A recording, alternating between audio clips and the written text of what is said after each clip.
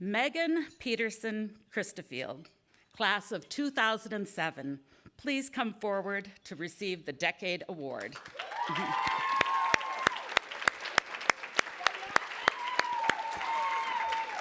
This award honors a 2007 alumna who is recognized by her peers as a great role model and a leader for younger alumnae because of her outstanding achievements representing global consciousness and community involvement in her chosen profession. Every day, Megan Peterson Christofield gets to live out her passion for global health.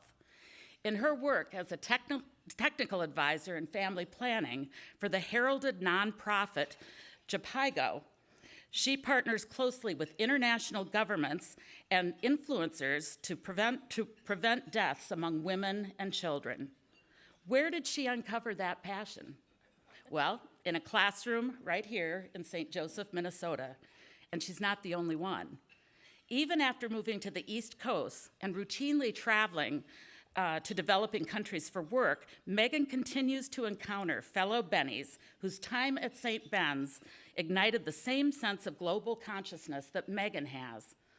It may not seem intuitive that a small school in central Minnesota would generate graduates who are incredibly globally engaged, but that's what's happening, Megan says. For Megan, it makes sense. Megan credits a wealth of experiences at St. Ben's with inspiring and fostering her path. She notes the Benedictine sense of community, the liberal arts programming that allowed her to sample a wide variety of subjects and curricula, a theology course that focused on liberation theology, conversations with professors and fellow students whose viewpoints extended far beyond the campus, and perhaps most of all, a class called Ethical Thinking and Global Perspectives. This class cemented my passion for global health, Megan says. So much so, in fact, that Megan and 11 of her fellow students from the course were inspired to take it upon themselves to organize an experiential learning trip to Uganda, talk about thinking beyond the textbooks. That turned out to be the first of many trips to the African continent for Megan. She studied abroad in South Africa, returned to Uganda as a Peace Corps volunteer, and now returns frequently for her work with JPIGO. And the experiential learning trip was so successful that it's now regularly offered at St. Ben's. Megan's passport is pretty amazing to look at. It's pretty impressive, I gotta say. I'm envious. So is her master's degree in public health from Johns Hopkins University. And yeah. Yay. And she's also been nominated for 120 Under 40, a prestigious award that recognizes young family planning champions around the world, organized by the Bill and Melinda Gates Institute for Population and Reproductive Health at the Johns Hopkins Bloomberg School of Public Health. That is a mouthful. With sponsorship from Bayer, I should add. But this isn't about globetrotting or awards or resume building. Just like the experiential learning trip at St. Ben's wasn't just about another credit or a fun vacation to take. For Megan, it's about creating thoughtful, sustainable change, and that she does. At St. Ben's, I learned about positive peace. Peace isn't just the absence of violence. Positive peace means implementing structures to create peace and prevent violence. Megan emerged from St. Ben's with a deeply embedded commitment to promoting global health by facilitating positive peace and social justice. She feels very lucky to be in a role that allows her to do so. Between graduate school, the Peace Corps, and relocating to Baltimore, Megan has been busy in the 10 years since college. But if you ask her what she'll be doing in 10 more years, her answer is remarkably simple. This, she says. Megan may be an expert already, but she says she can learn infinitely more, and she sees herself continuing to work as a conduit for change, facilitating programs to help countries work more efficiently and build toward health and peace.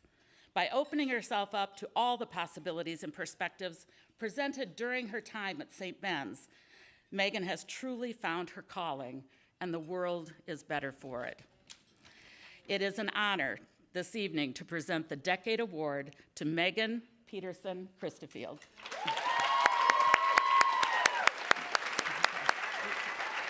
You can hold it.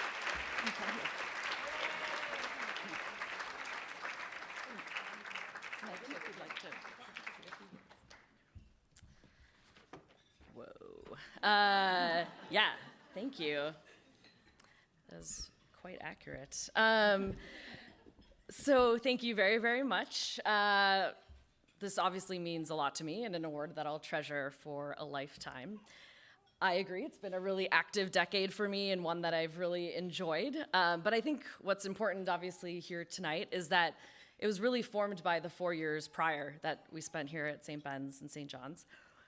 Years that I'm sure many of you agree were kind of formed by professors and courses and our beautiful campus and study abroad. And I think for me, above all, the community of fellow Bennies and Johnnies who remain my closest friends, including this table over here, as well as those ones. So it's on the concept of community. I wanted to just speak really briefly tonight while I'm up here at the podium. Community comes in many forms. I know we all know that, but sometimes it's what's handed to us. It's our families, our classmates, or maybe our dorm assignment. So my CSB community began like that. It began with the dorm assignment of Aurora D. A decade later, those women are still my Benny girls, and we retain a rather active group text chat where we share our excitements and sometimes our embarrassments across the miles.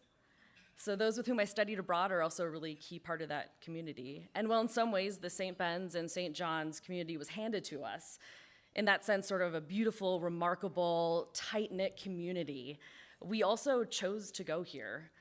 And once we arrived, we each intentionally played our own role in shaping and fostering this community further for the students who would come after us. So in the decade post-graduation, I know my community, like probably very many of yours, has really grown. It now includes my workplace, my neighborhood in Baltimore, and the home I share with my husband. But as an adult, I find that my community now is more built around my own choices, that I select and foster with intention the community that I desire, less so that it's handed to me sort of in that way that it is in childhood. It's a responsibility I now have then to foster community, but I don't really ever recall signing up for it. And it's not one to be taken lightly.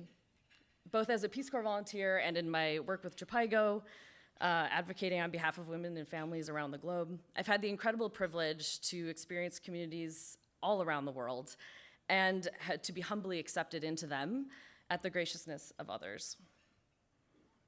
It's probably not surprising to any alumni here that it was St. Ben's that set me up for a career in global consciousness and women's empowerment. I think these are key themes of any Benny experience and really a reflection of our Benedictine values. What's probably a little bit more surprising is that I work to empower women through improving their access to contraception, a simple yet remarkable tool that allows them to achieve their goals, whether educational, career, economic, or otherwise. Contraception is a tool that's out of the reach of so many, yet enhances opportunities for women to participate in their communities, to create and foster them, and even to lead them. I also take lesson from my parents on how they foster community. They're also here. I'm just going to point that out. So from my dad, it's witnessing how he uses his voice to do this. My dad is a retired public school teacher, and just this past year testified 3 times in the Minnesota State House and Senate to increase funding for subsidized advanced placement in international baccalaureate education for lower income students, right? From my mom, it's how she uses her time to do this. For the past 5 or 6 years, she spent each Wednesday evening teaching English to adult English language learners in Minneapolis, a volunteer position that she took on for no other reason than seeing a need and filling it. Pretty phenomenal. And while I cherish the community here at St. Ben's, I also support the message shared in a powerful opinion piece in The Record last month, penned by 2 seniors, both first-generation college students, who appealed to their fellow classmates to avoid reducing the Benny experience to one very common path or way and sort of dismissing all the other outliers. That to create true community here at St. Ben's, we must thrive on acceptance, recognition, and connection. and that we must listen. From this, we make St. Ben stronger, and as alumni, I hope you'll join me in making and inviting a more inclusive community here at our alma mater. But now, I will bring us back to May 2007, a decade ago. Carlene Quist, who I believe is seated over here somewhere, our class's graduation speaker, had asked in her speech at commencement, "What do you yearn for?" and offered some inspiration for pursuing those dreams. So I ask it again for the benefit of my classmates who may have forgotten, but as well also for the rest of you here who come from other classes and weren't fortunate to hear it that night.